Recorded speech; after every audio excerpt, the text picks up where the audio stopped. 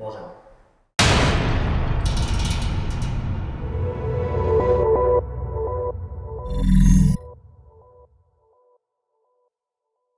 Ešte len koniec januára a o konci zimy a začiatku sezóny je veľmi ťažké hovoriť, ale zvlášť na juhu Slovenska to počasie je vrtkavé. Slnko a leto nás môže prekvapiť. Jar môže absentovať, vôbec nemusí prísť. A som na správnom mieste, chcem sa spýtať, pred dotieravým slnkom viem nejakým spôsobom ochrániť lak auta? Som v Bystrit Detailing a Michal Seman. Čauko, ahoj. Čau. Samozrejme máme viac možností na ochranu auta, máme to typický tuhý vosk, ktorý si ľudia dávajú, ktorý pomaličku vymizáva, ale zase pri veteránoch je tak dôležitý toto auto ochrániť staršie laky, že sa človek nemusí báť, že tá keramika im ho zničí alebo niečo. Samozrejme máme skúsenosti, že tá keramika odolá aj tým starým lakom, že sa ľudia nemusia báť, ale ľudia, ktorí sa boja pri tých hlavne tých veľmi starých autách, dávame tuhý vosk, ktorý má veľmi kvalitný, má vydrž minimálne tú celú sezónu, čiže to auto je chránené voči tomu UV žiareniu a podobne, to auto je krajšie, lesklejšie. Potom máme možnosť keramiky, kde už je silnejšia ochrana, a to máte vytvorí taká jemná škrupinka nanovrstva, ktorá odolá už voči aj nejakým takým drobným vlásočnicám, ktoré vznikajú na laku. To auto má pekný odvod vody, samozrejme tá ochrana voči tomu UV svetlu. A potom máme ultimatívnu ochranu, to znamená PP folie, ktorá majú životnosť 10 rokov a viacej. To auto je zabalené v tej neprírodnej fólii, už to na tých autách nie je vidno, nie je to ako niekedy, že tie fólie fakt boli vidno, boli škaredé, už teraz tia fólia ani človek nevidí, že má fóliu. Tie odolajú aj voči kamienkom, voči nejakým väčším škrabančekom na tom aute, tá fólia fakt tomu odolá. Samozrejme, ľudia sa toho boja pri tých veteránoch, samozrejme to je lepšie pri tých takých tých autách, ktoré ľudia kúpili na investíciu, aby boli fakt chránené, že kúpim si Ferrari, idem si na okruh, tak aby náhodou som stalo, tak dáme do toho fóliu, nemusia sa ľudia báť, to auto fakt, tá fólia mu neublíži, tak ho pekne zabalí, nič mu neublíži, ani to lepidlo, ani nič podobné, čiže dá sa aj tak urobiť. Je správny čas pripraviť si z vizuálnej stránky auto na sezónu už teraz? Určite, lebo ty ako veteránista, tak keď príde sezóna, už nám to auto nedáš na týždeň, aby sme ti ho pripravili. Teraz v zime si nejazdíš, máš ho v garáži, kľudne môže dojsť k nám, u nás máme teplú veľkú garáž, to znamená, že to auto vieme tu aj prespať, aj týždeň, dva, lebo fakt máme veľké priestory, čo to znamená, že to auto nedáme von, keď ho dokončíme, že nám nezavadzia. Vieme tu uložiť 3-4 auta aj viacej, takých, ktorí tu fakt vedia stať mesiac. Tým potom to auto nemusí ísť preč, že tam tomu dorobíme ho a musí ísť von a vonku sneží, prší niečo. Počkáme, kým bude krajšie počasie a môže si ho človek zobrať. Za mnou je Mustang. Áno. Ten má keramiku. Ten má keramiku. Ale ja sa spýtam na ten vosk. Čo vlastne predtým musím spraviť? Ja sem priveziem auto, ako dlho tu bude a čo ty s ním spravíš? Keď ho chceš navoskovať, to nám stačí také deň, dva. To sa musí dôkladne vyumývať dobre, zo všetky špiny, musí sa dekontaminovať chemicky, to znamená, že odstrániť z neho živicu, asfalt, tú železité častice, ktoré idú z brzd a podobné veci, aby ten lak bol fakt čistúčky, potom sa to auto odmasní a na to sa dáva ten vosk, aby dobre chytil na ten lak.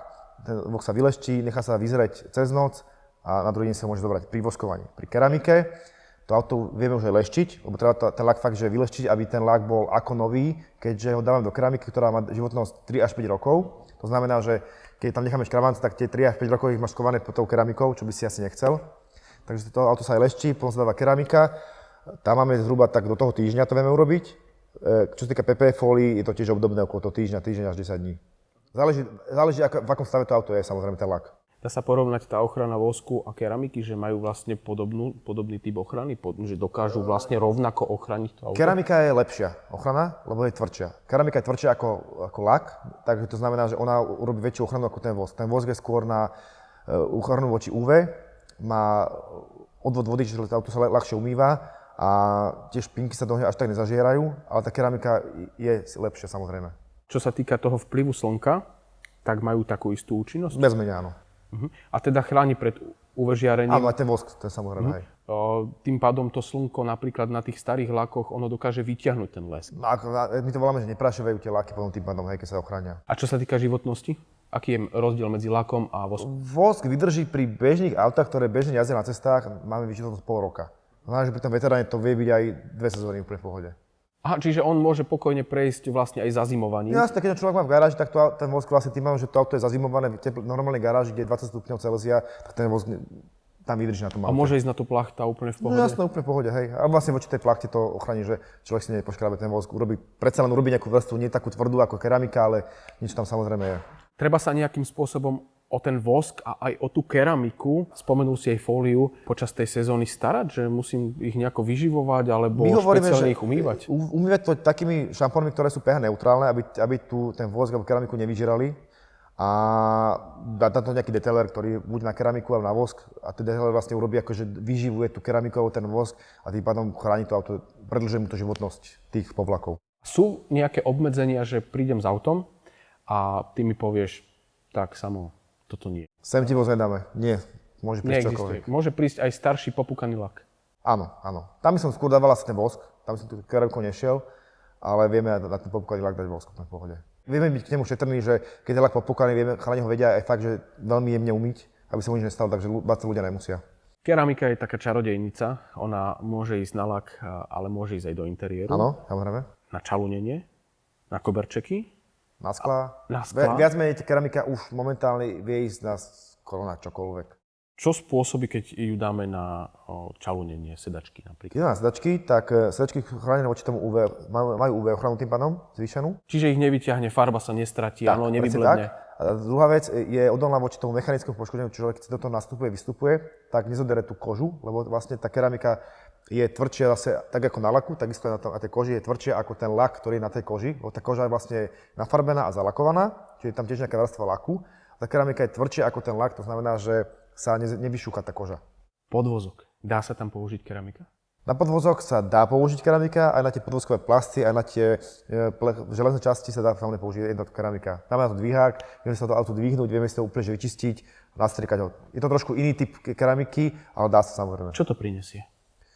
Ochrana voči ako soli, čo zase pri veteránoch niekto chodí, niekto nechodí.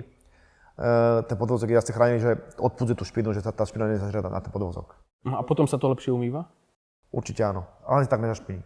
Vlastne ten podvozok sa lepšie vymýva, že nezachytáva tú špinu do seba, že sa nelepí tá špina na ten podvozok, ale keby tá vrstva to odpudzuje. Lebo ľudia väčšinou tie podvozky neumývajú, nemajú ako. My na to máme podvozkové umývanie, čiže to auto dáme na podvozkové umývanie, máme taký veľký rošt, kde to vlastne vymýje tú špinu. Potom si ho dáme na dvíhák a tam ho vlastne... A s tou keramikou a s tým voskom môžeme vlastne auto, keď ho umieme, oplachneme, de facto zazimovať. Áno, samozrejme. Nie je problém. A potom stačí po tej zime iba prísť na také bežné umytie, kde skontrolujeme, či všetko dobre funguje a môže hurať do sezóny. Takže som to urobil rýchlo. Otvoril som sezónu a aj som ju zavrel. S Michalom Semanom v Bystric Detailing. Čaute. Čauko.